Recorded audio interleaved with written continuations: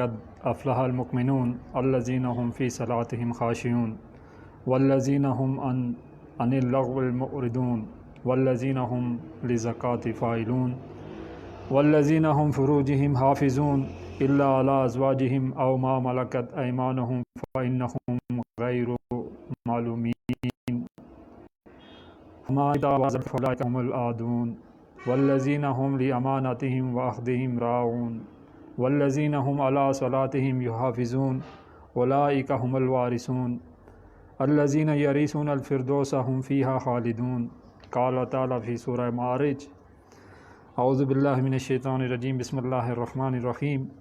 ان الانسان خلق علوا واذا مسہ الشر جزوعا واذا مسہ الخیر منوعا الا المصلین الذین هم علی صلاتهم دائمون والذین فی اموالهم حق معلوم للسائل والمحروم والذین یصدقون بیوم الدین والذین هم من عذاب ربهم مشفقون ان عذاب ربهم غیر مامون والذین هم لفروجهم حافظون الا علی ازواجهم او ما ملکت ایمانهم فانهم غیر معلومین فمن ابتغى وراء ذلك فاولئک هم العادون والذین هم لامانتهم وعهدهم راعون والذین هم بشهاداتهم قائمون والذین هم علی صلاتهم یحافظون اولئک فی جنت مکرمون۔ صدق اللہ العظیم۔ رب اشرح لی صدری ویسر لی امری واحلل عقدۃ من لسانی یفقہوا قولی۔ آج سے انشاءاللہ ہمارا تیسرا سبق منتخب نصاب کا جو عمل صالح کے بارے میں وہ شروع ہو رہا ہے، اور اس حوالے سے چند بنیادی باتیں۔ سب سے پہلی بات یہ ہے کہ ایک عمل صالح جو ہے وہ فرد کا ہے، اسی طرح سے ایک عمل صالح جو ہے معاشرے کا ہے، اور اسی طرح سے ایک عمل صالح جو ہے وہ ریاست کا ہے۔ تو فرد کا جو عمل صالح ہے اس کا جو تربیتی پروگرام ازروع قرآن وہ کیا ہے، اسی کے حوالے سے یہ آج کی دو جو قرآن کے مقامات ہیں، سورہ مؤمنون کی آیات 1 تا 11 اور سورہ معارج آیات 19 تا 36 میں نے آپ کے سامنے تلاوت کی ہیں۔ اس کے علاوہ بھی ایک اور مقام ہے انشاءاللہ، اس کے بعد اس کا بھی مطالعہ ہم کریں گے۔ تو ایک جو فرد ہے وہ آپ کو بتایا کہ بنیادی اکائی ہے کسی بھی معاشرے کی، اور یہی وجہ ہے کہ قرآن حکیم جو ہے ایک فرد کے عمل صالح پر بھی بہت زیادہ جو ہے وہ توجہ دیتا ہے۔ اور قرآن حکیم کے اندر بعض آیات جو ہیں وہ بعض آیات کی تفسیر ہوتی ہیں، وہ ان کا جو ہے وہ جیسے بعض صورتیں میں نے آپ کو کہا تھا کہ کسی جگہ بہت زیادہ ڈیٹیل میں کوئی احکامات آتے ہیں اور کسی دوسری جگہ ان کا خلاصہ بیان کیا جاتا ہے۔ اسی طرح سے بعض مقامات ایسے ہیں کہ جن کی تفسیر جو ہے قرآن حکیم میں ہی کسی دوسری جگہ جو ہے وہ بیان کی جاتی ہے۔ سورہ مومنون آیت 1 تا 11 اور اسی طرح سے سورہ معارج آیت 19 تا 35 ان کا بھی آپس میں ایک گہرا تعلق ہے، اور جب انشاءاللہ ہم اس کو ڈیٹیل میں دیکھیں گے تو آپ دیکھیں گے کہ یہ آپس میں کس طرح سے ایک دوسرے سے ملتی جلتی ہیں یا جڑی ہوئی ہیں۔ تو ایک فرد کے سیرت کی تعمیر کے حوالے سے، اس کے کردار کی تعمیر کے حوالے سے جو باتیں یہاں پہ بیان کی گئی ہیں، اس میں نماز میں خشوع و خضوع کا ذکر آتا ہے، پھر اسی طرح سے تزکیہ نفس کے لیے کوشش ہے، لایانی باتوں سے جو ہے وہ اعراض ہے، اور پھر اسی طرح سے جو جنسی جذبہ ہے اس کے اوپر جو قابو پانا، ایفائے عید یعنی امانت دار ہونا چاہیے اس کو، حفاظت نماز۔ تو یہ 6 چیزیں ایسی ہیں کہ جو ان دونوں صورتوں میں آپ کو پیرالل چلتے ہوئے جو ہے وہ نظر آئیں گی۔ اب جس طرح سے نبی کریم صلی اللہ علیہ وآلہ وسلم کا جو مقصد بعثت ہے وہ قرآن میں ایک سے ایک زائد جگہوں پہ بیان کیا گیا ہے، یعنی سورہ صف میں کہا کہ هو الذی ارسل رسولہ بالہدی ودین الحق لیظہرہ علی الدین کلہ، پھر اسی طرح سے سورہ جو فتح ہے اس کے اندر پھر کہا کہ هو الذی ارسل رسولہ بالہدی ودین الحق لیظہرہ علی الدین کلہ وکفی باللہ شہیدا، کہ وہی ہے جس نے بھیجا کس کو، رسولوں کو کس کے لیے، ہدایت دے کے اور دین حق دے کے، تاکہ ظاہر کر دیں، تاکہ غالب کر دیں اس دین کو تمام ادیان پہ۔ تو ایک جگہ پہ آیا ہوا ہے کہ یہ بات مشرکوں کو بہت ہی ناگوار گزرے گی، اور جو دوسری چیز ہے وہاں پہ آیا ہوا ہے کفا باللہ شہیدہ، کہ کل نظام زندگی پر اللہ تعالیٰ جو ہے وہ کافی ہے، یعنی وہ گواہ ہے۔ اسی طرح سے یعنی مختلف مقامات پہ جو ہے بعض اوقات ایک ہی بات جو ہے وہ مختلف انداز میں جو ہے وہ بیان کی جاتی ہے، یعنی قرآن کی تفسیر قرآن کے ہی ذریعے سے کی جاتی ہے، اور بعض جگہ ایسی ہیں کہ وہاں آپ کو پتہ ہے کہ قرآن کی تفسیر جو ہے وہ حدیث کے ذریعے ہوتی ہے۔ تو ہم شروع کرتے ہیں۔ پہلی جو آیت ہے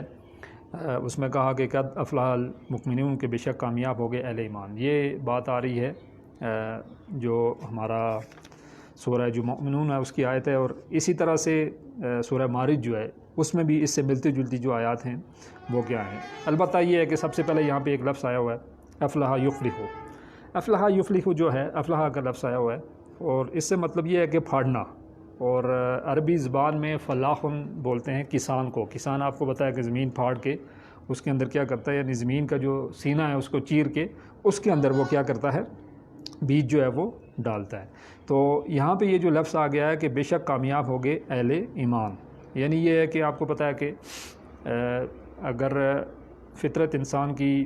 سلیم ہے تو ہو سکتا ہے کہ اس کے اوپر کوئی پردہ نہیں پڑا ہوا ہے، لیکن اگر فطرت مسخ ہو چکی ہے اور پھر کیا ہے کہ اس پردے کو چاک کر کے اصل میں اس سلیم الفطرت کو باہر لانا ہوتا ہے، اور اصل جو ہے وہ آپ کو پتہ ہے کہ انسان کی باقی جو حیوانی وجود ہے وہ کبھی اس پہ غلبہ پا جاتا ہے، نفسیات جو کرتی ہیں روحانی وجود پہ بڑھ جاتی ہے۔ پھاڑنے سے مراد یہ ہے کہ اس کو پھاڑ کے یعنی اس حقیقت تک پہنچ جانا۔ اسی کا ذکر جو ہے وہ سورہ معارج میں اس طرح سے آیا ہوا کہ ان الانسان خلق علوا، کہ بے شک انسان کم حوصلہ پیدا ہوا ہے، ٹھیک ہے۔ وَإِذَا مَسَّهُ الشَّرُّ جَزُوعًا، جب اسے کوئی تکلیف پہنچتی ہے تو وہ گھبرا اٹھتا ہے۔ وَإِذَا مَسَّهُ الْخَيْرُ مَنُوعًا، اور جب کوئی آسائش پہنچتی ہے تو بخیل بن جاتا ہے، یعنی یہ انسان جو ہے وہ کیا ہے، وہ کم حوصلہ ہے، اور اگر اسے کوئی تکلیف پہنچ جائے تو وہ گھبرا جاتا ہے، ٹھیک ہے۔ کوئی بھی مشکل پڑے تو آپ کو پتہ ہے کہ انسان جو ہے گھبرا اٹھتا ہے، اور پھر جو ہے وہ چیخنا چلانا اور اس طرح کی ساری چیزیں اس کے ساتھ جو ہے وہ شروع کر لیتا ہے۔ لیکن یہ ہے کہ اگر اسے کوئی آسانی پہنچ جائے تو پھر وہ بخیل بن جاتا ہے، اور وہ کہتا ہے کہ یہ تو ساری جو ہے نا میری محنت کا کمال ہے کہ میں نے محنت کی ہے، تو اس وجہ سے جو ہے یہ سارا چیزیں جو ہے مجھے مل گئی ہیں۔ پھر آگے کہا ہے الا الذین مسلین، سوائے نمازیوں کے، یہاں سب سے پہلی صفت جو ہے وہ کیا آ گئی ہے کہ نمازی جو ہیں ان کے ہاں یہ چیز پائی نہیں جائے گی۔ یہی بات جو ہے سورہ مومنون جو ہے اسی میں جو اگلی آیت ہے اس میں کہا کہ الذین هم فی صلاتہم خاشعون، پہلی بات تھی کہ قد افلح المؤمنون کہ بے شک کامیاب ہو گئے اہل ایمان۔ پھر آگے جو بات کہی کہ الذین هم فی صلاتہم خاشعون، کہ جو اپنی نماز میں کیا کرتے ہیں، عاجزی اختیار کرتے ہیں۔ نماز جو ہے ایک تو اس کا ظاہر ہے اور ایک آپ کو بتایا کہ اس کا باطن ہے، یعنی ظاہر یہ ہے کہ جتنے جو واجبات ہیں، جو فرائض ہیں، ان کا خیال رکھنا، وضو کرنا، جسم کی پاکی، کپڑے کی پاکی، نماز کے وقت کا ہونا، مسجد میں جا کر نماز کو ادا کرنا اور نماز کو قائم کرنا، اور اپنے جو اوقات ہیں ان کو نماز کے درمیان میں اس طرح سے سیٹ کرنا کہ تمام کے تمام جو کام ہمارے ہیں وہ نماز کے درمیان میں ہوں، ایسا کام کی وجہ سے نماز ضائع ہو جائے۔ البتہ یہ ہے کہ اس کا ایک باطن بھی ہے، اور باطن کیا ہے کہ اس میں خشوع خضوع ہو، اور اس میں یہ ہے کہ واقعہ انسان کو یہ لگے کہ اللہ کے ساتھ اس کا ایک تعلق ہے۔ جیسے کہا کہ کوشش یہ کرو کہ نماز اس طرح سے پڑھو کہ آپ اللہ کو دیکھ رہے ہو، اور اگر یہ نہ ہو سکے تو کم سے کم اتنا ہو کہ یہ تو خیال دل میں ضرور ہو کہ اللہ تعالیٰ کی جو ذات ہے وہ ہمیں دیکھ رہی ہے۔ تو پھر اسی طرح سے کہا کہ سورہ معارج کے اندر کہا کہ الذین هم علی صلاتہم دائمون، کہ جو باقاعدہ نماز کا التزام کرتے ہیں۔ اب یہ دونوں چیزیں جو پیرالل چل رہی ہیں، ایک طرف آ رہا ہے کہ الذین هم فی صلاتہم خاشعون، کہ جو اپنی نماز میں عاجزی اختیار کرتے ہیں، اور دوسری طرف آ رہا ہے کہ جو باقاعدہ نماز کا التزام کرتے ہیں، یعنی باقاعدہ طور پر نماز پڑھتے ہیں۔ یہ نہیں ہے کہ جب جی چاہا تو پڑھ لی اور جب جی چاہا تو نہ پڑھی۔ تو آپ کو پتہ ہے کہ نماز کا پورا ایک نظام ہے جس میں جو ہے وہ 5 وقتانہ نماز ہے، اور پھر اس طرح سے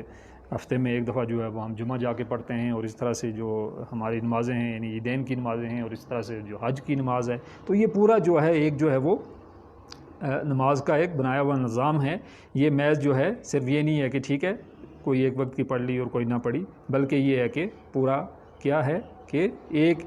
طریقے کے مطابق جو ہے وہ اس کو کیا جاتا ہے۔ پھر آگے کہا کہ والذین هم علی صلاتہم یحافظون، یہ سورہ مومنون کے اندر کہا جا رہا ہے کہ جو لوگ اپنی نمازوں کی حفاظت کرتے ہیں۔ بالکل اسی طرح سے ملی جلی جو بات ہے وہ سورہ معارج میں بھی آ رہی ہے کہ والذین هم علی صلاتہم یحافظون، کہ جو لوگ اپنے نمازوں کی حفاظت کرنے والے ہیں، ٹھیک ہے۔ یہاں پہ اور وہاں پہ اس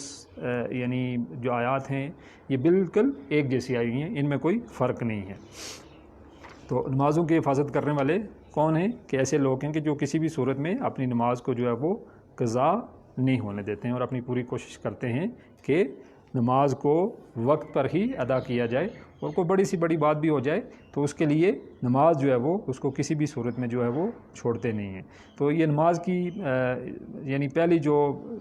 بندہ مومن ہے اور جو ایسا شخص کہ اس کی تربیت کے لیے نظام اللہ تعالیٰ نے دیا ہے وہ کیا ہے، وہ پنجگانہ نماز ہے۔ اور پنجگانہ نماز جو ہے وہ اصل میں باقی سارے جو افعال ہیں، باقی سارے جو اعمال ہیں وہ آپ کو پتہ ہے کہ ان کی بھی حفاظت کرتی ہے۔ ظاہر ہے اگر جو ہے بندہ ایک نماز پڑھنے والا نہیں ہے تو نماز کے بارے میں یہاں تک کہا گیا ہے کہ نماز جو ہے وہ ایک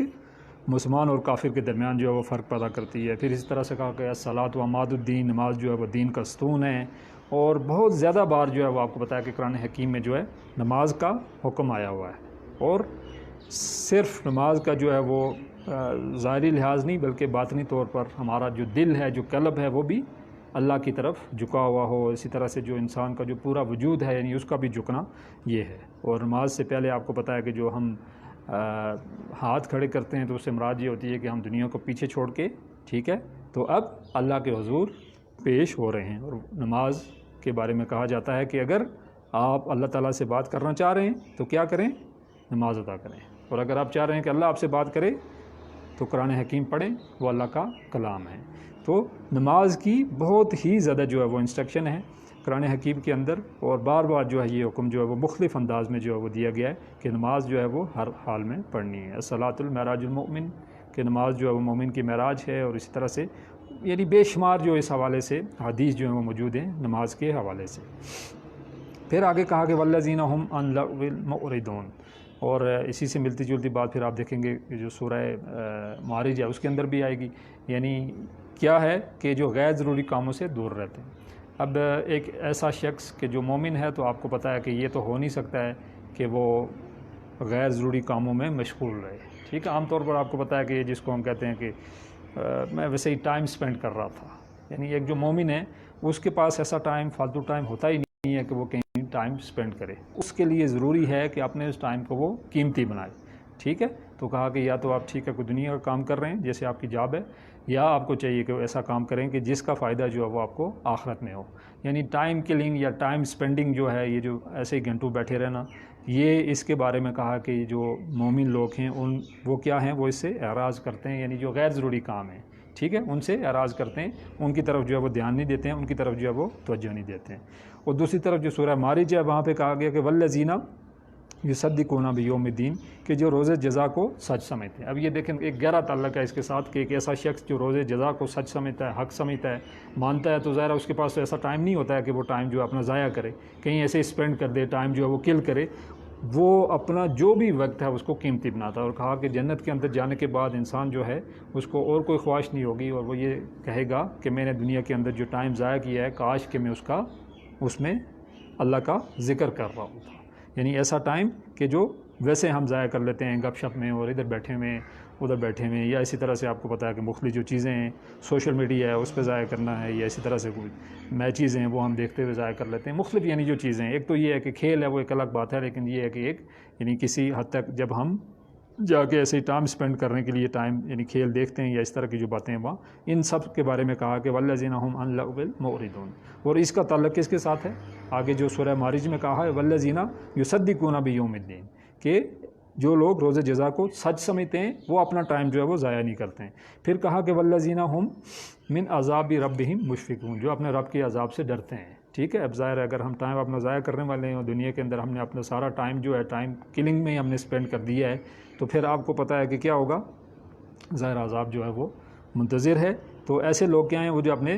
رب کے عذاب سے ڈرنے والے ہیں، وہ کیا ہے، وہ ٹائم کو جو ہے بہتر انداز میں استعمال کرتے ہیں، ٹھیک ہے۔ کہا کہ ان عذاب ربہم غیر مامون، کہ بے شک ان کے پروردگار کا عذاب ہے ہی ایسا کہ اس سے بے خوف نہ ہوا جائے، یعنی وہ ایک شدید عذاب ہے اور اس سے جو ہے بے خوف نہ ہوا جائے، اور یہ نہ سوچا جائے کہ وہ عذاب جو ہے وہ ہمارے لیے نہیں ہے، بلکہ وہ کسی بھی ایسے شخص کے لیے کہ جو اپنا وقت جو ہے وہ ضائع کرنے والا ہے، اور دنیا کے اندر جو ہے وہ جس کا مشغلہ یہ ہو کہ وہ ٹائم کل کرتا ہے، تو اس کو اس بات سے بالکل جو ہے وہ اس کے ذہن میں ہمیشہ یہ بات رہنی چاہیے کہ اگر میں نے ٹائم ضائع کیا اور ایک سیکنڈ بھی ضائع کیا تو آپ کو پتہ ہے کہ اس کا بھی مجھے اللہ کے ہاں حساب دینا پڑے گا. جیسے آپ کہتے ہیں آج کل کہتے ہیں کہ ٹائم از منی،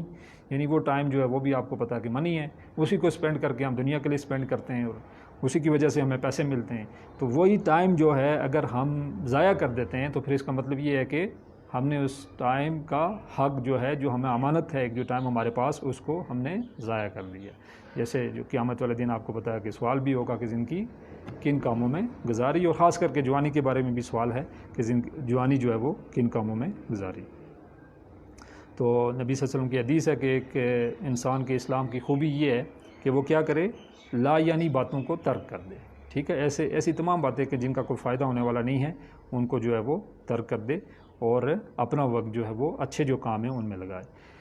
پھر آگے بات آ رہی ہے کہ والذین هم لزکاتہم فاعلون، سورہ مومن میں یہ بات آ رہی ہے کہ جو اپنا تزکیہ کرتے ہیں. ٹھیک ہے، زکوٰۃ کے حوالے سے جو بات ہمارے ذہن میں آتی ہے، ایک تو آپ کو پتہ ہے کہ اگر نصاب سے زیادہ ہمارے پاس ایک رقم ہے، ٹھیک ہے، یا مال مویشی ہے یا چیزیں ہیں تو اس پہ زکوٰۃ دی جاتی ہے.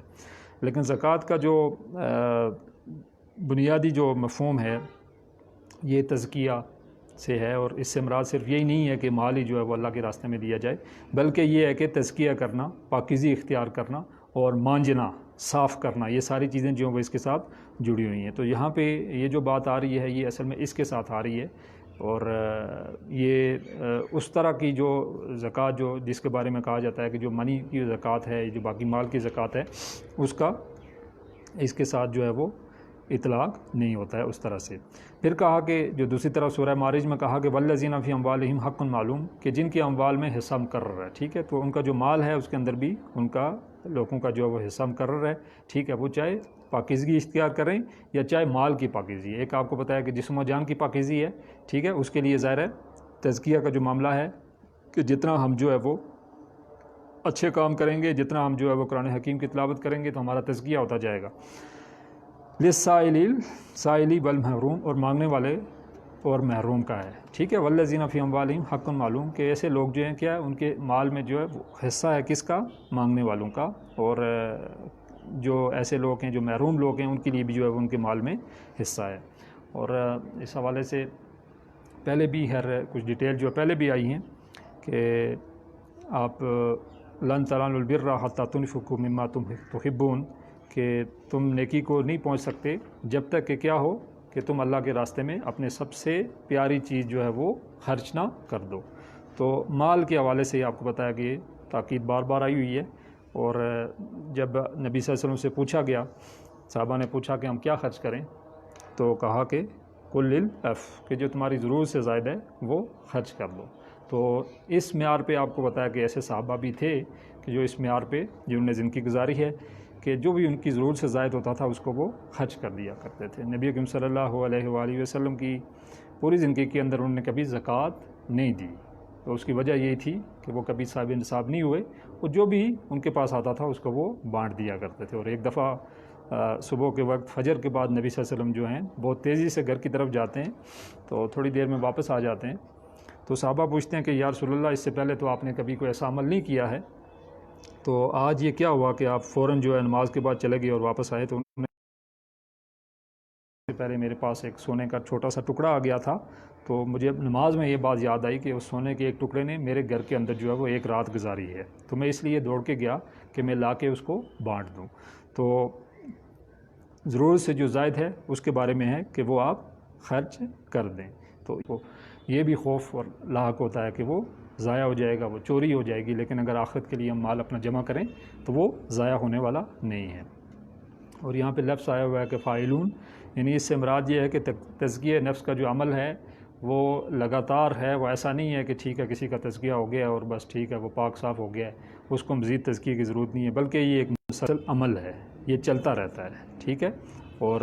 اس کا جو خارجی مظہر ہے وہ امر بالمعروف و نہی عن المنکر ہے، کہ نیکی کا حکم دینا اور بدی سے روکنا. ایسا شخص جو ہے جو اپنا تزکیہ کر لیتا ہے تو اس کا اگلی جو سٹیج ہے وہ کیا کرتا ہے، نیکی کا حکم دیتا ہے اور بدی سے روکتا ہے. پھر آگے فرمایا والذین هم لفروجہم حافظون،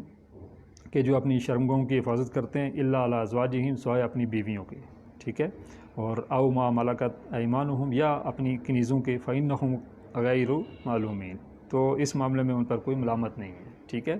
شرمگاہوں کی جو حفاظت ہے اس کے بارے میں بھی یہاں پہ حکم ہے کہ ایسے جو لوگ ہیں وہ کیا کرتے ہیں، اپنی شرمگاہوں کی حفاظت کرتے ہیں، سوائے اپنی بیویوں یا جو ان کی کنیزیں تھیں ان کے پاس وہ اگر جاتے فمان ابتغى وراء ذلك، اور جو لوگ اس کے علاوہ کوئی اور راہ اختیار کریں فاولئک هم العادون، تو وہ لوگ حد سے نکلنے والے ہیں، ٹھیک ہے۔ اور دیگر جو مذاہب ہیں وہاں آپ کو پتہ ہے کہ جو جنسی جذبہ ہے اس کو بھی بڑا ایک نگیٹو انداز میں دیکھا جاتا تھا، اور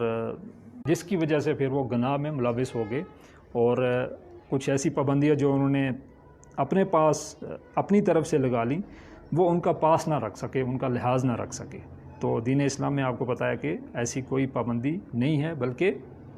ایمان کے بارے میں کہا گیا ہے کہ آپ کا آدھا ایمان آپ کی شادی کے بعد جو ہے وہ مکمل ہوتا ہے۔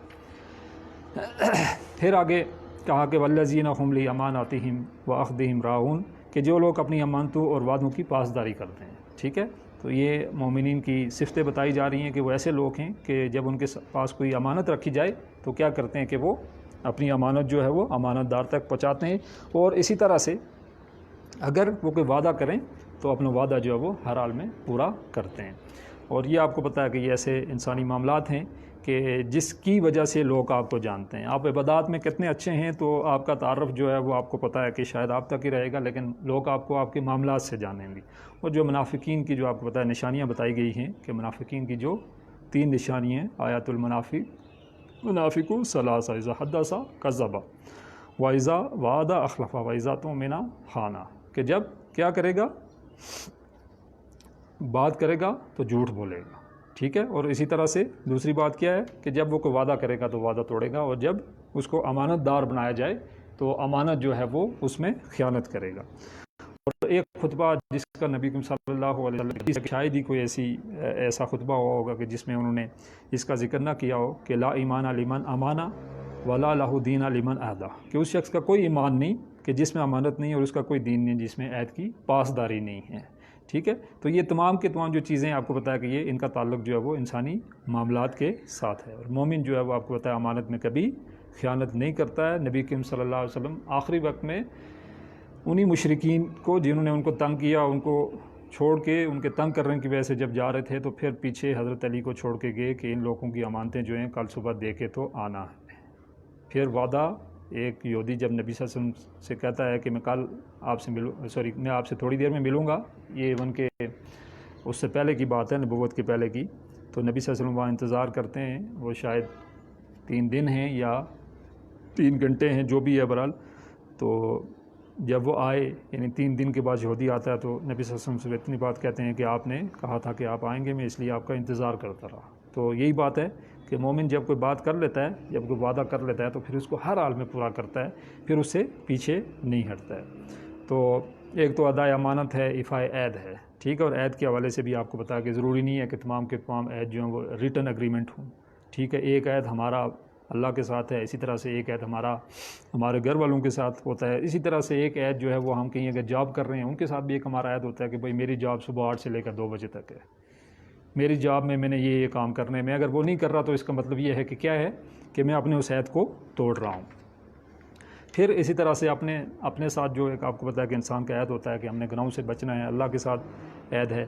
تو یہ سارے کے سارے جو عہد ہیں ضروری نہیں ہے کہ سب جو ہیں وہ ریٹن ہوں، لکھے ہوئے ہوں، لیکن یہ سب کے سب جو ہیں وہ عہد ہیں۔ پھر شہادت کی بات آتی ہے کہ جو شہادت ہے، جو گواہی ہے، اس کو بھی چھپایا نہ جائے۔ والذین هم لاماناتہم واخذہم راعون، یہ سورہ مومنون میں فرمایا، اور سورہ معارج میں کہا والذین هم لاماناتہم واخذہم راعون، کہ جو لوگ اپنی امانتوں اور وعدوں کی پاسداری کرتے ہیں۔ والذین،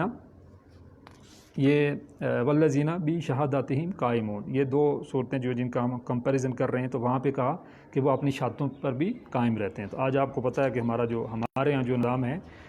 وہ تمام جھوٹی شہادتوں اور گواہیوں پر مشتمل ہے۔ تو کہا کہ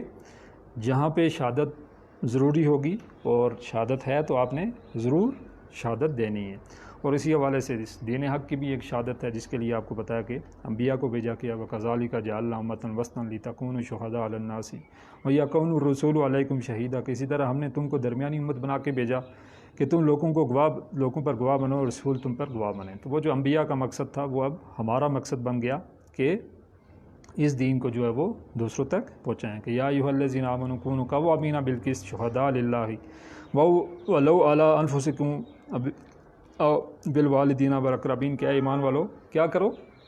عدل پر قائم رکھو اور اللہ کے لیے سچی گواہی دو، اس میں خواہ تمہارا یا تمہارے ماں باپ یا رشتہ دار کا نقصان ہی کیوں نہ ہو۔ تو یہ ایک بڑی بات ہے کہ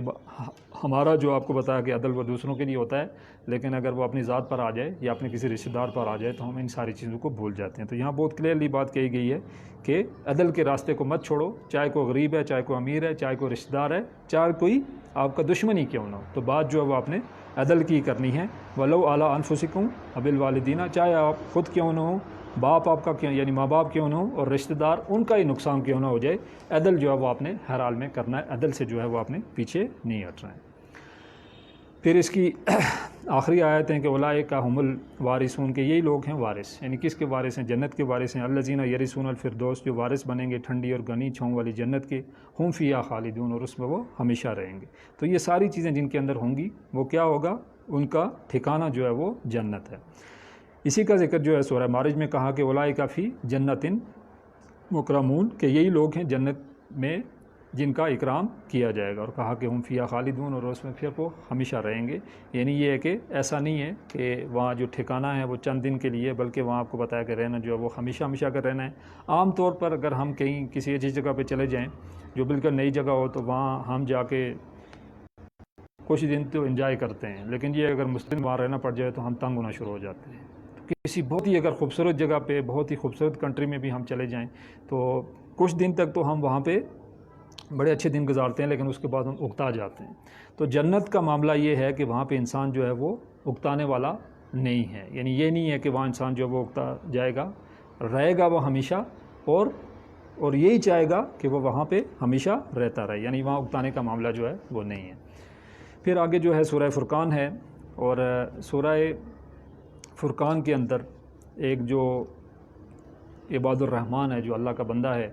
اس کی کیا صفتیں ہیں، کیا خاصیتیں ہیں کہ جب یہ ساری چیزیں جو ہم نے بیان کی ہیں سورہ مومن اور سورہ معارج میں، ان کو جب وہ اڈاپٹ کر لیتا ہے، ان کو جب اختیار کر لیتا ہے، تو پھر اس کے اندر جو ہے وہ کیا چیزیں آ جاتی ہیں، یہ ساری چیزیں جو ہیں وہ اس کے اندر آ جائیں گی۔ تو یہاں پہ کہا اعوذ باللہ من الشیطان الرجیم، بسم اللہ الرحمن الرحیم، تبارک الذی جعل فی السماء بروجا وجعل فیہا سراجا وقمرا منیرا، هو الذی جعل اللیل والنہار خلفۃ لمن اراد ان یذکر او اراد شکورا، عباد الرحمن الذین یمشون علی الارض ہونا واذا خطبهم جاہلون قالوا سلاما، والذین یبیتون لربہم سجدا وقیاما، والذین یقولون ربنا اصرف عنا عذاب جہنم ان عذابها کان غراما انہا ساءت مستقرا ومقاما، والذین اذا انفقوا لم یسرفوا ولم یقتروا کان بین ذلک قواما، والذین لا يدعون مع اللہ الہا آخر ولا یقتلون النفس التی حرم اللہ الا بالحق ولا یزنون من یفعل ذلک ویلقى اثاما یضاعف لہ العذاب یوم القیامۃ ویخلد فیہ مہانا الا من تاب وآمن وعمل عملا صالحا فاولئک یبدل اللہ سیئاتہم حسنات وکان اللہ غفورا رحیما ومن تاب وعمل صالحا فإنہ یتوب الی اللہ متابا والذین لا یشہدون الزور اذا مروا باللغو مروا کراما والذین اذا ذکروا بآیات ربہم لم یخروا علیہا صما وعمیانا والذین یقولون ربنا ھب لنا من ازواجنا وذریاتنا قرۃ اعین وجعلنا للمتقین اماما اولئک یجزون غرفۃ بما صبروا ویلقون فیہا تحیۃ وسلاما خالدین فیہا وحسنت مستقرا ومقاما قل ما یعبأ بکم ربی ولولا دعاؤکم فقد کذبتم فسوف یکون لزاما۔ صدق اللہ العظیم۔ یہ سورہ فرقان آیت 61 تا آیت 77 تک میں نے آپ کے سامنے تلاوت کی ہے۔ یہاں پہ ایک جو بندہ مومن ہے اس کی شخصیت کے جو تکمیلی اوصاف ہیں وہ بیان کیے گئے ہیں، اور ایسے لوگ جو عباد الرحمن ہیں، جو اللہ کے بندے ہیں، ان کے اندر یہ 10 صفات جو ہیں پائی جاتی ہیں جو یہاں پہ بیان کی گئی ہیں۔ تو اس حوالے سے یہ ہے کہ اس میں جو پہلی 2 آیات ہیں اس میں ایمان باللہ کی بات آتی ہے، پھر اس کے بعد آیات 63 تا 67 بندہ مومن کے تکمیلی اوصاف کیا ہیں، پھر اس کے بعد درمیان میں کچھ آیات جو ہیں وہ آتی ہیں توبہ کے حوالے سے ہیں، پھر دوبارہ سے جو ہے 72 سے لے کر 74 تک بندہ مومن کے تکمیلی اوصاف، یعنی یہ 10 بندہ مومن کی خاصیتیں یہاں پہ آتی ہیں، ٹھیک ہے، کہ ان کے یہ اوصاف ہوں گے۔ پھر آیت 75 اور 76 اس میں عباد الرحمن کا حسین انجام جو ہے وہ کیا ہوگا، اور آخری جو آیت ہے اس میں پھر ایمان بالرسالت کی بات آتی ہے۔ اب یہ ہم اس کو سٹارٹ کرتے ہیں شروع سے۔ پہلی جو آیت ہے کہ تبارک الذی جعل فی السماء بروجا، بڑی بابرکت ہے وہ ذات کی جس نے آسمانوں میں برج بنائے، وجعل فیہا سراجا وقمرا ومنیرا، اور اس میں بنایا ایک روشن چراغ اور ایک چمکتا ہوا چاند۔ تو یہ جو تبارک ہے اس کا مادہ ہے بارکا، اور اس سے مراد یہ ہے کہ بہت ہی برکت والی ہے، یعنی ایک یہ دعائیہ اسلوب ہے اللہ تعالیٰ کے لیے استعمال ہوتا ہے کہ جس میں کثرت سے برکت پائی جائے، ٹھیک ہے، ایسی ہستی کہ جس میں کثرت سے خیر ہو، ٹھیک ہے۔ اور یہاں پہ دوسرا لفظ جو برج استعمال ہوا ہے، برج ویسے بولتے کس کہیں، ستون کو بولتے ہیں، ٹھیک ہے۔ اور برج کیا چیز ہے کہ اس کے جو دوسرے معنی ہیں وہ اس طرح سے استعمال ہوتے ہیں کہ ایسی چیز جو خود کو نمایاں کرے، ٹھیک ہے۔ تو یہ جو بات یہاں پہ آ رہی ہے کہ تبارک الذی جعل فی السماء بروجا، تو اس سے مراد یہ ہے کہ آسمان کے اندر اللہ تعالیٰ نے ستارے بنائے ہیں، ٹھیک ہے، جسے ستارے آپ کو بتا کہ روشن ہیں۔ پھر آگے کہا جعل فیہا سراجا وقمرا ومنیرا، پھر سورج کی بات آتی ہے، ٹھیک ہے، کہ جس کی اپنی روشنی ہے، اس کے لیے سراج کا لفظ استعمال ہوتا ہے۔ اور پھر قمر چاند کی بات آتی ہے، چاند آپ کو پتہ ہے کہ اس کی اپنی روشنی نہیں ہے، وہ سورج کی روشنی لیتا ہے۔ تو آج جب سائنس نے آپ کو بتایا کہ ترقی کی، تو ان کو یہ پتہ چلا کہ سورج کی روشنی جو ہے اپنی ہے، اور چاند جو ہے وہ کیا ہے، روشنی لیتا ہے۔ تو یہ بات تو آپ کو بتایا کہ قرآن حکیم میں 1400 سال جو ہے وہ پہلے بیان کر دی گئی تھی۔ تو آج کی سائنسی تحقیق تو یہ جو سائنٹیفک فیکٹ ہے وہ اس چیز کو ثابت کر رہا ہے، جو اس بات کی گواہ ہے کہ ظاہر ہے یہ کتاب جو ہے وہ حق سچ ہے، اور اللہ رب العالمین کی طرف سے ہے کہ 1400 سال پہلے بھی اگر کسی نے ایسی بات کی ہے تو آج سائنس اس کو پروو کر رہی ہے۔ پھر کہا کہ هو الذی جعل اللیل والنہار وخلفۃ، کہ اسی نے بنایا دن اور رات کو اور ایک دوسرے کے پیچھے آنے والے ہیں، ٹھیک ہے۔ دن اور رات آپ کو پتہ ہے کہ دن ہوتا ہے پھر رات ہو جاتی ہے پھر دن ہوتا ہے، تو یہ ایک دوسرے کے پیچھے آنے والے ہیں، ٹھیک ہے۔ لمن اراد ان یذکر او اراد شکورا، کہ اس نے جو یاددانی حاصل کرنا چاہے اللہ کی یا شکر گزار ہونا چاہے، تو یہ اس کے لیے ہے کہ جو یاددانی حاصل کرنا چاہیے، شکر گزار جو ہے اللہ تعالیٰ کا بننا چاہیے۔ یہ ایسی آیات ہیں کہ جو آپ کو پتہ ہے کہ آیات آفاقی ہیں کہ جن پہ غور و فکر کر کے انسان جو ہے وہ اللہ تک جو ہے وہ پہنچتا ہے۔ اور اس حوالے سے ایک ہمارا درس جو ہے وہ آپ جانتے ہیں کہ ہوا تھا، ان فی خلق السماوات والارض واختلاف اللیل والنہار لآیات لأولی الالباب، ٹھیک ہے۔ تو اہل عقل جو ہیں، ان کے لیے کیا ہیں، یہ ساری کی ساری جو نشانی ہیں، زمین ہے، آسمان ہے، چاند ہے، ستارے ہیں، سورج، ہوا، یہ ساری جو چیزیں اس کے اندر کیا ہے، وہ انسان کے لیے جو وہ نشانی ہے۔ تو یہاں انسان کی جو توجہ ہے وہ اصل میں اپنے خالق کی طرف جو ہے وہ مبذول کروائی گئی ہے کہ ان سب کا بنانے والا کون ہے، ٹھیک ہے۔ اور دوسری چیز جو ہے وہ تشکر ہے، یعنی ایسا شک جو ہے وہ اس کو تذکر کے ذریعے یہ بات بتائی جا رہی ہے کہ تم شکر ادا کرتے ہو، یا یہ ہے کہ تم ناشکر بن جاتے ہو۔ اب یہاں سے آیت نمبر 63 سے 67 تک بندہ مومن کے جو تکمیلی اوصاف ہیں وہ شروع ہو رہے ہیں کہ ایک ایسا بندہ جو عباد الرحمن ہے، جو اللہ کا بندہ ہے، اس کی کیا کیا صفتیں ہوتی ہیں۔ تو کہا کہ عباد الرحمن الذین یمشون علی الارض ہونا، کہ رحمان کے بندے زمین پر چلتے ہیں آہستگی سے۔ تو پہلی جو صفت اس کی آئی ہے کہ اس کے اندر عجز و انکساری ہے، اس کے اندر کوئی اکڑ نہیں ہے، کوئی بڑا پن نہیں ہے، وہ اپنے آپ کو کوئی بڑا فن خان نہیں سمجھتا ہے، بلکہ کیا ہے کہ اس کے اندر عاجزی والا معاملہ ہے، وہ عاجز ہے۔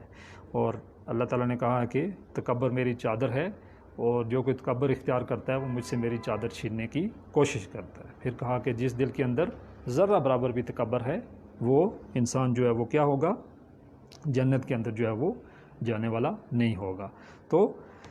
پہلی جو صفت آ گئی عباد الرحمن کی، اور یہ جو صفت عباد الرحمن اللہ تعالیٰ جب اپنے بندوں سے محبت کے انداز میں بولتے ہیں تو وہاں ذکر ان سے کرتے ہیں کہ عباد الرحمن یعنی رحمان کے بندے، ٹھیک ہے۔ تو یہ ایک بڑا محبت بھرا انداز ہے اللہ تعالیٰ کی طرف سے انسانوں کے لیے، اور جب بھی جو ہے وہ انسانوں سے اللہ تعالیٰ ہم کلام ہوتے ہیں کہ یہ میرے بندے یعنی عباد الرحمن کے بندے ہیں، تو یہ اللہ تعالیٰ کا انداز مخاطب ان کا یہ ہوتا ہے، ٹھیک ہے۔ تو پہلی صفت یہ ہے کہ اس کے اندر کوئی اکڑ نہیں ہے، کوئی فخر نہیں ہے، کوئی غرور نہیں ہے۔ اور پھر دوسری بات آ رہی ہے کہ وَإِذَا خاطبہم جاہلون قالوا سلاما کہ جب ان سے الجھتے ہیں جذباتی لوگ تو وہ کہتے ہیں سلام. ٹھیک ہے، یعنی یہ ہے کہ کسی بحث میں نہیں پڑ جاتے ہیں، اور یہ نہیں ہے کہ کسی کے ساتھ جو وہ کوئی لڑائی جھگڑا شروع کر لیتے ہیں. اس حوالے سے یہ ہے کہ دعوت کے حوالے سے بھی یہ ہے کہ آپ جب کسی کو دعوت دینے جائیں تو دیکھیں کہ وہ ریسیپٹیو موڈ میں ہے یا نہیں ہے. ٹھیک ہے، اگر آگے سے وہ پہلے سے ہی آستینے اوپر چڑھا کے بیٹھا ہوا ہے، بحث و مباحثے کے لیے تیار ہے، آپ نے اس کو دعوت دینا شروع کر لی، تو ہو سکتا ہے کہ بات آگے بڑھ جائے اور پھر اس کے بعد آپ کے پاس پھر کبھی بھی موقع نہ ہو اس کو دعوت دینے کا. تو اس کے لیے ضروری ہے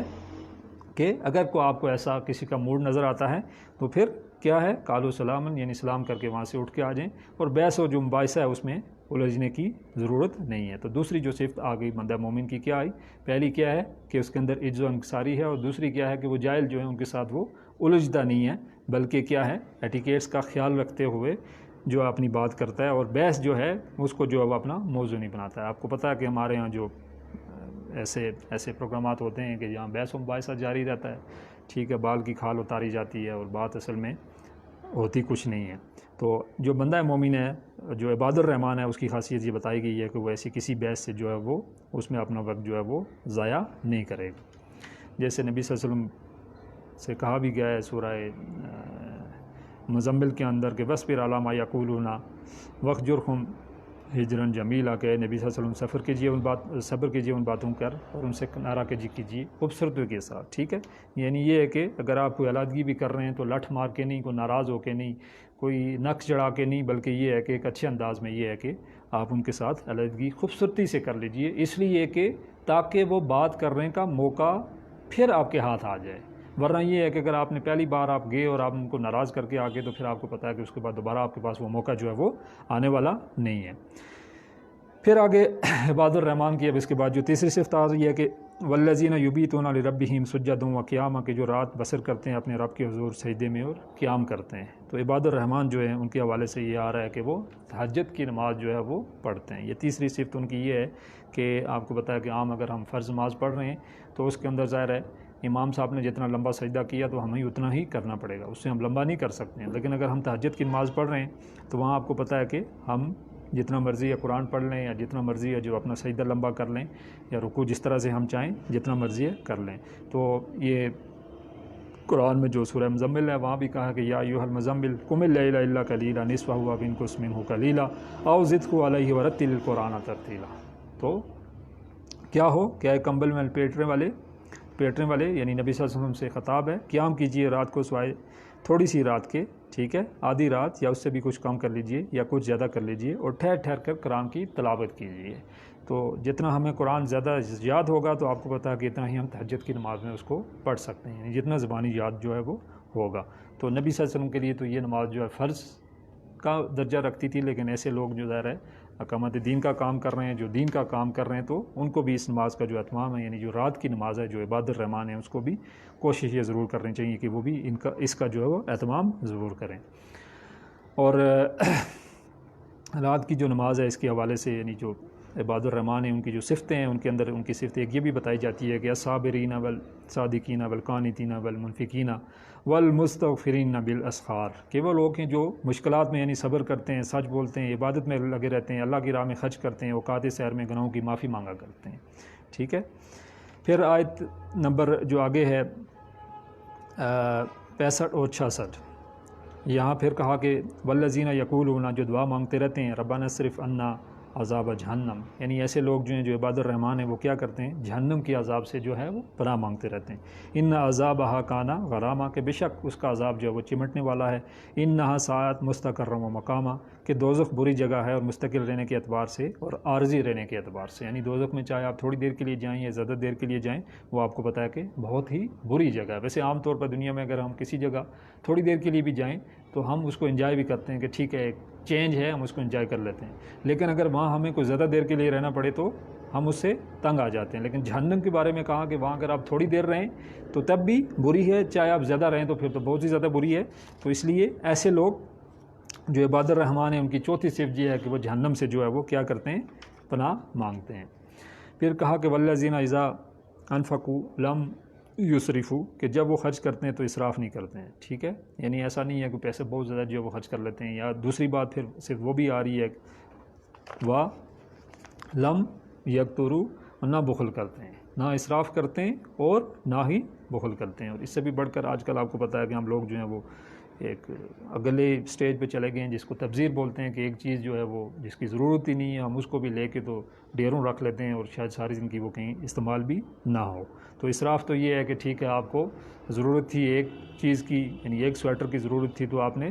2 سویٹریں لے لی. تو تبذیر یہ ہے کہ آپ کو سویٹر کی ضرورت ہی نہیں تھی تو آپ نے 4 سویٹریں لے لی. تو یہ تبذیر جو ہے وہ آپ کو پتہ ہے، اس کے بارے میں بھی ایک مختلف جو مقام ہے قرآن کا، وہاں پہ کیا ہے کہ ایسے لوگ جو ہیں وہ شیطان کے دوست ہیں. تو بندہ مومن جو ہے، عباد الرحمن جو ہے، اس کے ہاں جو میانہ روی پائی جاتی ہے کہ وکان بین ذالک کا قوامن، کہ ان کی روش ہوتی ہے اعتدال کی. ٹھیک ہے، نہ بہت زیادہ خرچ کر لیتے ہیں تو سارا کچھ ختم کر کے مانگنے پہ آ جائیں، اور نہ ہی جو بخل کا مظاہرہ کرتے ہیں کہ جہاں پہ خرچ کرنا ضروری ہوتا ہے وہاں بھی وہ خرچ نہ کریں، بلکہ یہ ہے کہ جو اعتدال کا معاملہ ہے وہ اپنے ساتھ رکھتے ہیں. اس طرح سے نبی کریم صلی اللہ علیہ وآلہ وسلم کی حدیث ہے کہ میانہ روی اختیار کرنا تنگ دستی اور کشادگی میں. ٹھیک ہے، اگر تنگ دستی ہے تو تب بھی میانہ روی، اور اگر کشادگی ہے یعنی پیسے اللہ نے دے رکھے ہیں بہت زیادہ تو پھر بھی میانہ روی ہی ہے. ایسا نہیں ہے کہ اس کو جو ہے وہ چھوڑ دیا جائے. اچھا، اس کے بعد آگے جو کچھ آیات آ رہی ہیں یہ عباد الرحمن کی خاصیتیں نہیں ہیں، لیکن یہ ہے کہ یہاں پہ جو موضوع آ رہا ہے یہ توبہ کا موضوع ہے. آیت نمبر 68 سے 71 تک یہ چند آیات آئیں گی، پھر دوبارہ سے جو عباد الرحمن ہیں یہاں ان کی صفتیں آئیں گی. تو 5 صفتیں جو ہیں وہ ایسے لوگ جو عباد الرحمن ہیں بیان ہو چکی ہیں. کہا کہ والذین لا یدعون مع اللہ الہا آخر، اور جو اللہ کے ساتھ کسی دوسرے کو معبود نہیں پکارتے. لا یقتلون النفس التی حرم اللہ الا بالحق، اور کسی جان کو قتل نہیں کرتے مگر جس کو قتل یعنی محترم ٹھہرایا گیا، یعنی جس کو قتل کا حکم دیا گیا ہے، یعنی قتل کے بدلے قتل جو ہے. ٹھیک ہے، مگر جائز طریقے سے یعنی شریعت کے حکم سے. ولا یزنون، اور نہ بدکاری کرتے ہیں. فمن یفعل ذلک یلقى اثاما، اور جو یہ کام کرے گا اسے وبال پائے گا. یعنی یہ جو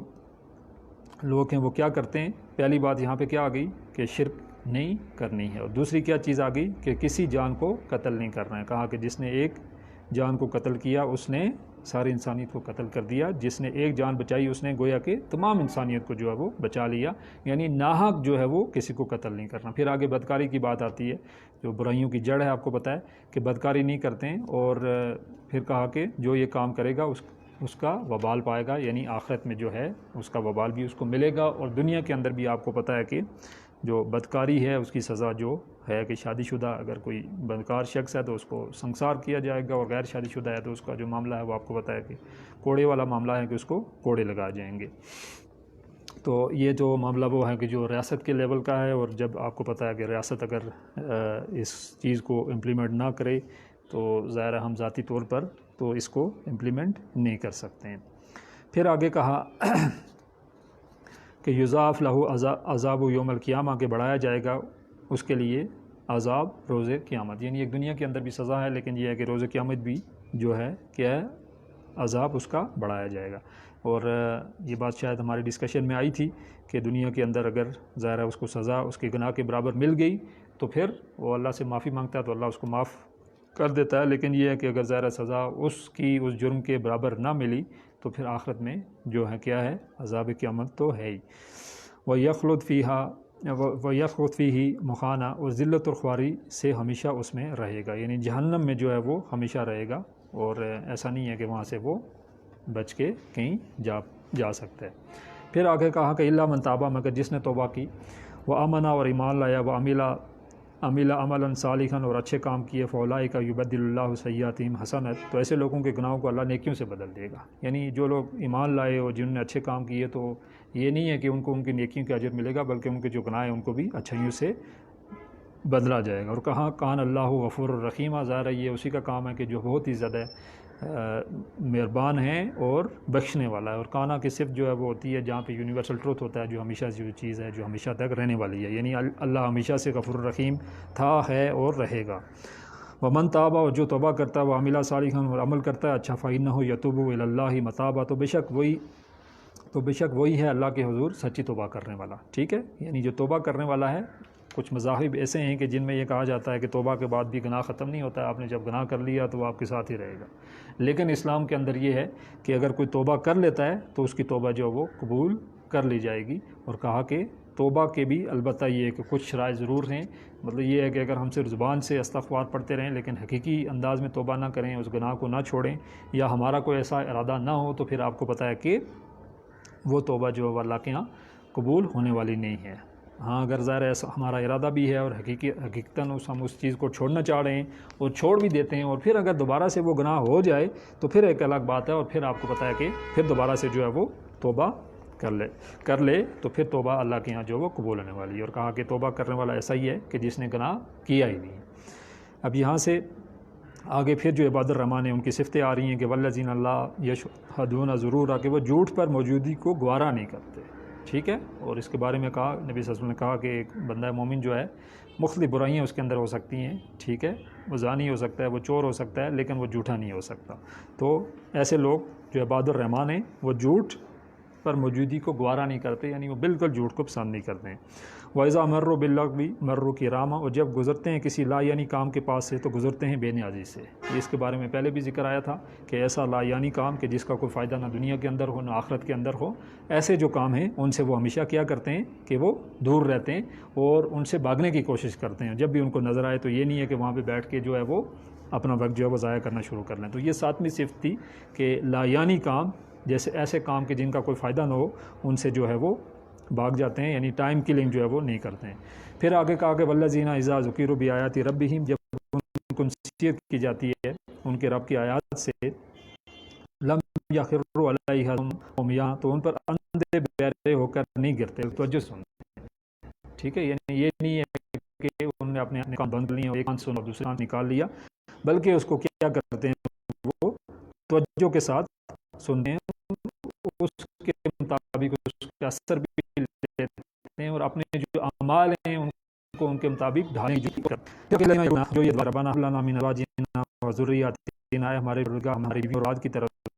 سے عطا فرما قرۃ العین، آنکھوں کی ٹھنڈک، ٹھیک ہے۔ جعلنا جلنا للمتقین ہم جو بیزار ہیں ان کا بھی ایمان بنا۔ پھر آگے اس کے بعد کہا کہ اولئک یجزون غرفۃ بما صبروا۔ اب وہ بات یہاں پہ آ رہی ہے کہ ایسے لوگ جو ہیں، ایسے جو عباد الرحمٰن ہیں جن کے اندر یہ جو 10 صفتیں پائی جاتی ہیں، ان کا جو انعام ہے کہ لوگوں کو جو ہیں وہ دیے جائیں گے۔ وَيُلَقَّوْنَ فِيهَا تَحِيَّةٌ وَسَلَامًا، اور فرشتے ان سے دعا کے ساتھ کریں گے، خالدین فیہا، ہمیشہ رہیں گے وہاں پہ،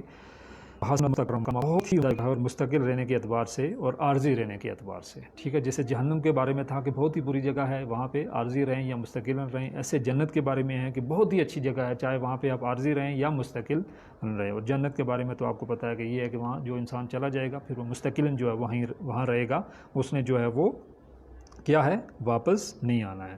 تو یہ جو یہاں پہ بات آ رہی ہے صبر کی، ٹھیک ہے۔ اب صبر کی بھی آپ کو پتہ ہے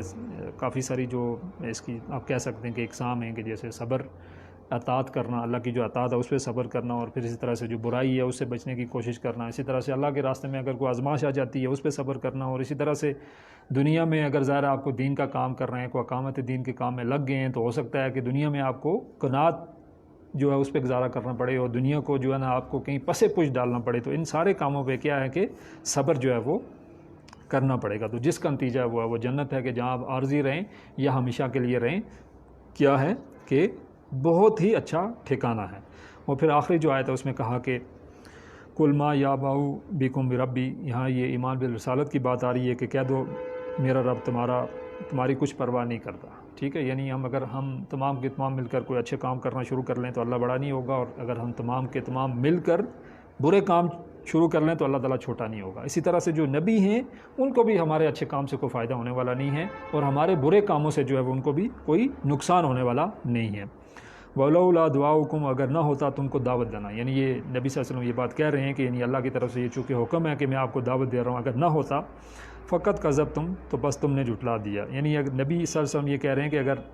میں تمہیں دعوت نہ دیتا، اگر مجھے اللہ کی طرف سے جو وہ حکم نہ ہوتا، بس تم نے جھٹلا دیا ہے۔ فسوف یکون لزاما، تو عنقریب لازم ہوگی تمہارے لیے اس کی سزا۔ تو جو یعنی آپ اگر کوئی برے کام کر رہے ہو اس دعوت کے باوجود، تو آپ کو کیا ہوگا، اس کی سزا جو ہے وہ دی جائے گی۔ یعنی اس سے مراد یہ ہے کہ نہ انبیاء کو ہمارے اچھے کاموں سے کوئی فرق پڑتا ہے، نہ اللہ تعالیٰ کو اچھے کاموں سے فرق پڑتا ہے۔ اسی طرح سے نہ جو برے کام ہیں ہمارے ان کی وجہ سے انبیاء کو کوئی فرق پڑنے والا ہے، نہ اللہ تعالیٰ کو کوئی فرق پڑنے والا ہے۔ اور انبیاء یہ بات کہہ رہے ہیں کہ چونکہ ہمیں اللہ کی طرف سے حکم ہے اس لیے ہم آپ کو یہ جو ہے وہ دعوت دے رہے ہیں، اور اگر تم جھٹلا رہے ہو تو پھر کیا ہوگا، عن قریب جو ہے تمہیں اس کی سزا جو ہے وہ ملنے والی ہے۔